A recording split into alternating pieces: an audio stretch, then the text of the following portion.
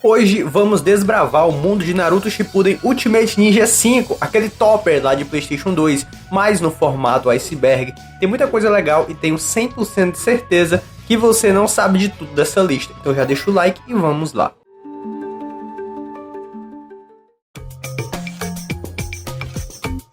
(62 personagens). Ultimate Ninja 5 encerra com estilo a saga de jogos da série de PlayStation 2, e não podia ser diferente, é o título com o maior elenco jogável da franquia até então, com 62 personagens, contando transformações e variações. Essa verdadeira multidão de ninjas mudou completamente o ritmo das lutas. Quanto mais personagens, mais possibilidades de combos, counters, táticas e bugs. Foi nessa selva de lutadores que golpes quebrados começaram a surgir, e sabe o mais curioso? Muito dessas descobertas vinham de personagens esquecidos, subestimados por anos, e bastava alguém fuçar a fundo para achar uma técnica injusta escondida em um lutador que ninguém usava.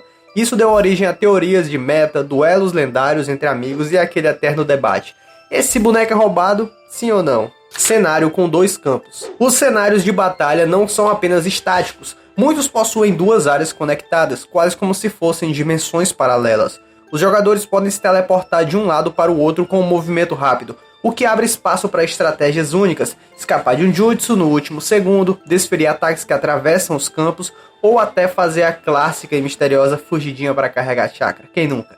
Era uma mecânica simples, mas quem dominava tinha muito vantagem em combate. Fenômeno nas locadoras. Se você viveu os tempos de ouro do PlayStation 2, sabe bem, Naruto Ultimate Ninja 5 não era só mais um jogo, ele era o jogo que estava sempre em algum console. Nas locadoras, o disco quase que não encostava na prateleira. Quando voltava para lá, alguém já pedia para colocar o jogo de novo. E o motivo era muito simples, era um pacote completo para jogar com os amigos, lutas rápidas, gráficos estilosos, personagens para todo gosto. E aquele clima de anime que explodiu nas TVs brasileiras, obrigado SBT. Se alguém descobriu uma combinação nova ou um personagem apelão, virava assunto no colégio no dia seguinte. Era bom demais, bons tempos. Personagem suporte. Mesmo que o jogo brilhe com lutas cheias de jutsus e transformações, tem um detalhe que muita gente lembra com carinho, ou então raiva: os personagens de suporte. Eles não são só enfeite, fazem total diferença na partida. Em um piscar de olhos, eles podem interromper um combo, salvar da beira da morte ou preparar o terreno para um golpe avassalador. Escolher bem o suporte virava quase que um xadrez ninja. Um suporte bem encaixado podia virar o jogo inteiro. Além disso, os suportes deram uma vida nova a personagens que ninguém usava como principal, criando combinações únicas que variavam do divertido ao completamente quebrado. No fim, Ultimate Ninja 5 mostrou que no mundo ninja, até quem aparece por 3 segundos pode ser o verdadeiro MVP da luta. Ferramentas de ninja. As ferramentas ninjas eram muito mais do que extras, eram armas táticas reais. Kunais, bombas de papel, selos de paralisia, pílulas de cura, cada ferramenta podia mudar o rumo da luta no instante. Alguns jogadores viraram lendas só porque sabiam a hora exata de usar uma bomba, ou quando jogar um certo item para atrapalhar um jutsu inimigo. Além disso, cada personagem tinha ferramentas específicas, algumas mais ofensivas, outras voltadas para suporte ou defesa. Isso criava até um meta secreto, descobrir quem carregava os itens mais apelões e como usá-los no momento certo. Opção de chakra infinito. Existia um recurso que quebrava completamente o ritmo das batalhas, o chakra infinito. Com esse modo ativado nas configurações, o jogador tinha acesso ilimitado a jutsus, teletransportes e transformações, sem jamais esvaziar a barra de chakra. Isso permitia sequências absurdas, Might Guy. Expande técnicas especiais em um nível de agressividade que o jogo originalmente não foi feito para suportar. Era o tipo de ativação que tirava a estratégia do quando usar e jogava tudo no campo de quanto você consegue aguentar. Uma explosão de energia contínua, onde só sobrevivia quem conseguia responder na mesma velocidade. Bootlegs de Naruto Ultimate Ninja 5. Jogos antigos não têm paz e Naruto não foi diferente. Criaram bootlegs depois da era PlayStation 2. Bootlegs são nada mais nada menos que jogos não oficiais que bebiam da fonte do jogo original. E bem, eles adicionavam personagens muito loucos para a história do anime na época. Por exemplo, Tobi, Hidan, Kakuzu, personagens fighters e por aí vai. Mas claro que depois de um tempo, sempre é uma delícia jogar com personagens novos, diz lá. Modo semi-RPG no modo história. Diferente dos jogos anteriores, o modo história te colocava num verdadeiro modo semi-RPG, onde era possível explorar livremente Konoha, conversar com NPCs, aceitar missões paralelas e até desbloquear eventos ocultos. Eu confesso que eu amava ficar lá na vila da areia. Você andava pelas vilas, fazia upgrades e precisava cumprir tarefas para avançar. Era como jogar um Naruto em mundo aberto, só que dentro das limitações de um PlayStation 2. Esse estilo aproximava o jogador da experiência de viver como um ninja. Você não era apenas um lutador, era o próprio Naruto carregando mensagens, coletando itens, subindo de nível e interagindo com personagens que só apareciam ali. Ah, cara, bons tempos. Despertar e suas formas. O modo despertar estava presente em diversos personagens de Naruto. Quando o personagem não se transformava em parte, ele apenas conseguia ficar com a aura e mudava algumas características. E era muito fácil, era só segurar cima no seu controle e aí já era, meu filho. O despertar fazia com que o personagem usasse um novo jutsu, pudesse usar no caso, inclusive alguns golpes comuns também eram modificados, e assim o acervo estratégico mudava. Alguns personagens requeriam pontos específicos para despertar, então a gameplay também pode mudar, ou seja, seu comportamento com o personagem tem que se adequar se você quiser que o personagem desperte. 2 primeiros arcos de Naruto Shippuden. O modo história desse jogo contém diversas missões secundárias, mas o que mais chama a atenção é que ele cobre apenas 2 arcos. Ambos de Naruto Shippuden, que são de Deidara e Sasori, e todo aquele esquema do resgate do Sasuke, que sabemos que no final fracassa. Gaara e Deidara conseguiam voar. Esses 2 personagens quebravam completamente a lógica do combate. Enquanto todos brigavam no chão ou usavam jutsus para encurtar a distância, eles subiam aos céus. Gaara usava sua areia para se erguer e dominar o campo de cima, enquanto Deidara literalmente voava em sua criatura de argila, só que de forma bem mais lenta. O famoso pássaro explosivo, vocês lembram dele? Com certeza lembram.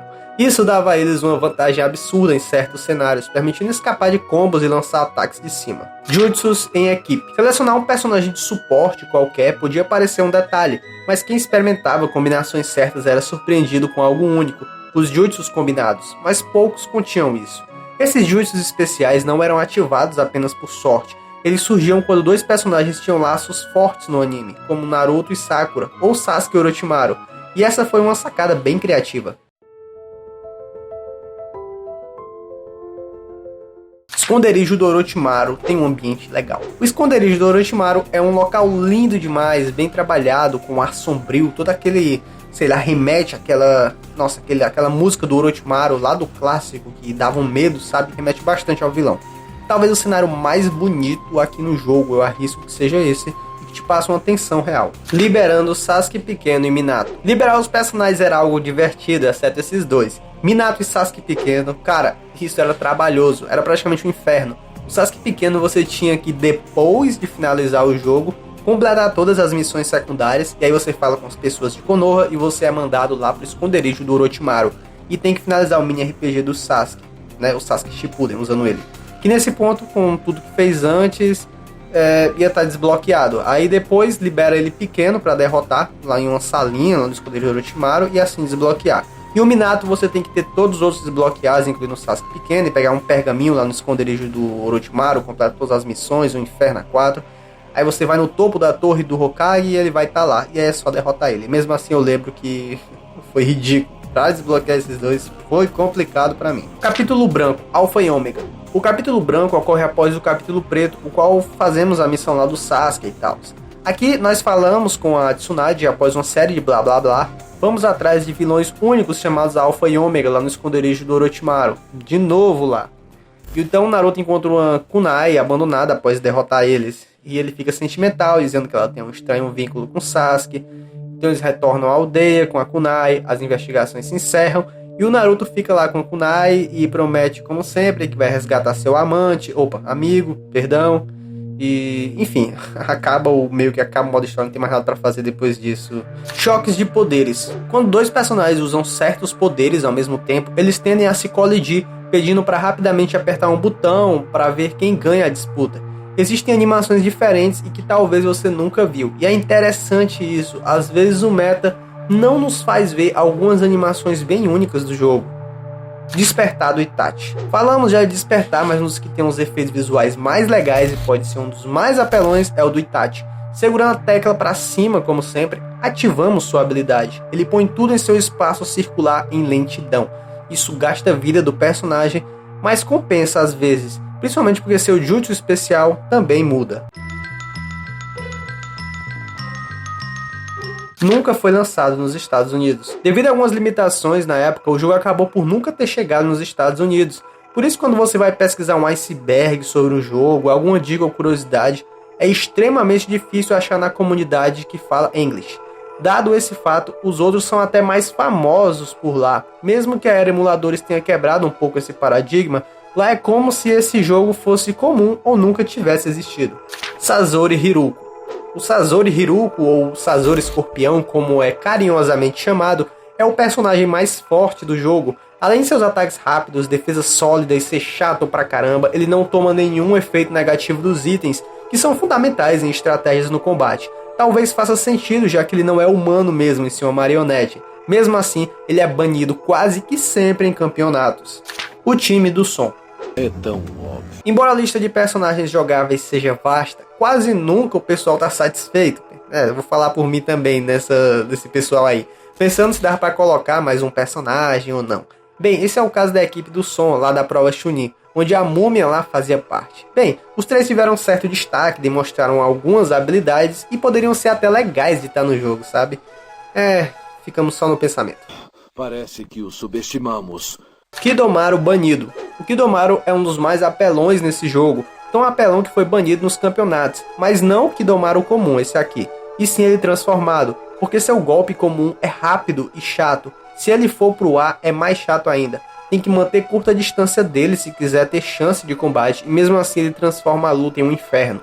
Assim como o Sazori Hiruko, esse é um dos bans em muitos campeonatos que rolavam e ainda rolam por aí. Gai e os 8 portões. Quando falamos de Maito Gai, ou Might Gai, a coisa fica insana. Ele não desperta uma vez, ele desperta e depois desperta dentro de despertar e assim vai.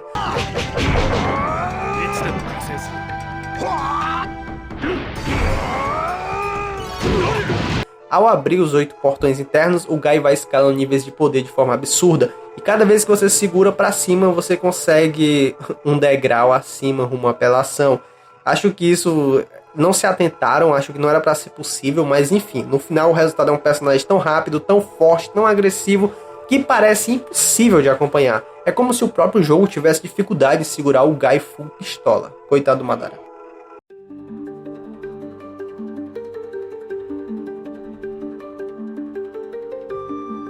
Minato foi retirado do mangá para o jogo. É provável que você já tenha reparado que o Minato não tem voz e não, ele não é mudo. Na época do jogo, o Minato só tinha aparecido no mangá e no final do clássico, após a luta de Sasuke e Naruto no Vale do Fim. Sua aparição no mangá tinha acontecido no flashback do Kakashi, que estranhamente é adaptado para anime só mais lá na frente. Isso tudo explica ele não ter voz, já que todas as outras vozes foram retiradas do próprio anime. Jutsu de Azuma faz referência a Jotaro. Azuma tem seu jutsu especial com alta referência a Jojo, saca só.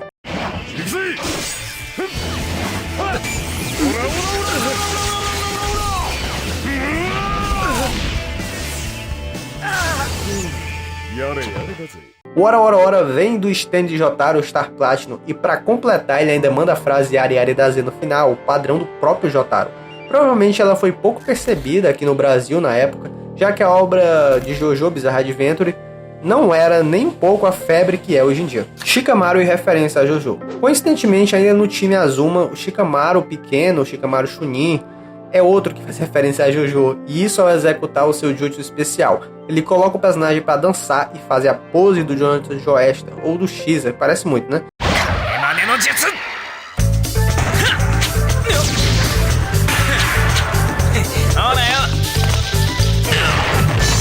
Sendo outra referência ao próprio anime ou mangá na época. Ou anime, eu não sei. Anime mangá. Que é 90% de chance de ter passado batido também naquela época, já que, como eu disse antes, Jojo não era tão conhecido quanto é hoje. Sem remoções. Nos outros jogos de Naruto Ultimate Ninja, tivemos conteúdos removidos, sendo personagens, itens ou algo do tipo. Já no Ultimate Ninja 2 removeram Dr. Kazahana. Bem, ele é do país do, sei lá, o dedo gelo da neve, do inferno, sei. Acabaram com o meu sonho de milhões de jogadores que queriam jogar com ele. Uma pena. Sei que era de um filme aí. Mas no Ultimate Ninja 5 nada foi removido, o que é uma raridade extrema e que eu, pelo menos, nunca vi acontecer em outros jogos. Não tem nenhum conteúdozinho ali escondido que a gente podia explorar, trazer para esse back. Uma pena, né?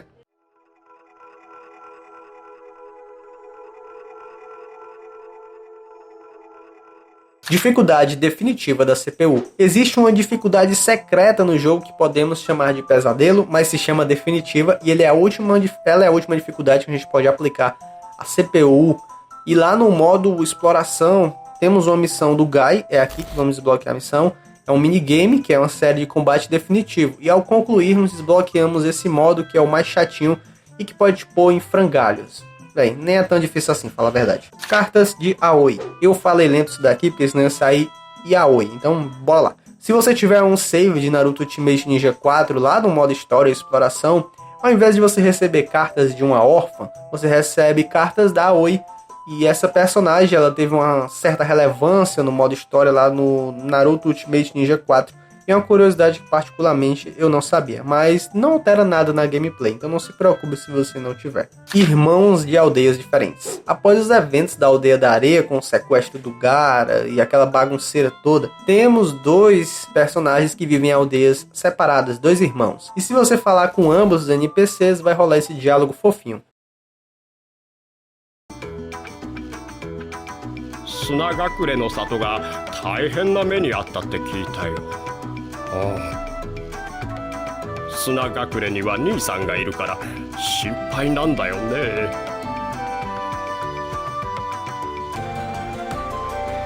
木の葉にいる弟から手紙が届いたよ。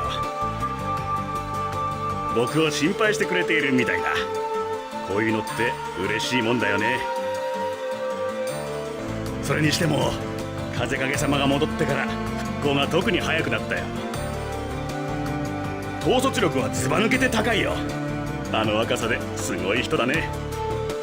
Taunt do Neji e da Hanabi. Alguns personagens não têm despertar, apenas uma provocação simples, e no caso da Hanabi e do Neji pequeno, ao usarem sua provocação, eles ficam imunes a projéteis e explosões, o que é chamativo e podemos até imaginar que eles se esquivaram rapidamente usando seus reflexos e habilidade ocular quando usam seus taunts, né?